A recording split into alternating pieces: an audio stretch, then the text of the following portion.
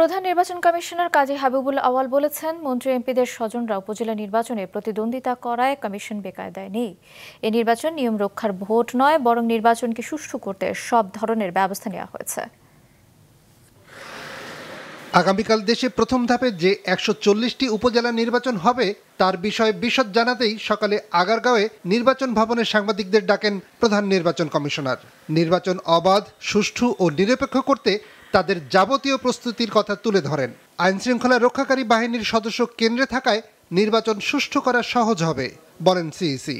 কেন্দ্রীয়ভাবে বিভাগীয় এবং জেলা পর্যায়ের সংশ্লিষ্ট সকল কর্মকর্তাদের সাথে আমরা মত বিনিময় করেছি এবং কমিশনের যে নির্দেশনাগুলো সেগুলো তাদেরকে অবহিত করা হয়েছে। জেলা প্রশাসক এবং পুলিশ সুপারের যৌথ নিয়ন্ত্রণে থাকবে। এতে করে ফোর্সেস ডিপ্লয়মেন্ট এবং মোবিলাইজেশনটা সহজতর হবে।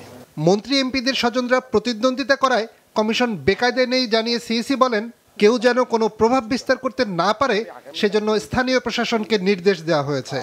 নির্বাচন যাতে প্রভাবিত না হয় আমরা আমাদের তরফ থেকে সব ধরনের চেষ্টা করে যাচ্ছি এবং যারা মাননীয় সংসদ সদস্য, মাননীয় মন্ত্রী অনেককে আমরা নিবৃত্ত করতে পেরেছি। ভোটের দিন কোনো অপকর্ম বা শৃঙ্খলা ভঙ্গ হলে টেলিভিশন চ্যানেল দেখেও ব্যবস্থা নেওয়া হবে বলেও জানিয়ে দেন তিনি। যদি কোনো অপকর্ম হয়ে থাকে, শৃঙ্খলা ভঙ্গ হয়ে থাকে, সেগুলো তাৎক্ষণিকভাবে আপনাদের গৃহীত ছবির মাধ্যমে হয়তো মিডিয়ার যে বিশেষ করে টিভি চ্যানেলগুলো যেটা আমরা সবসময় দেখতে থাকি সেখানে হয়তো এসে যাবে।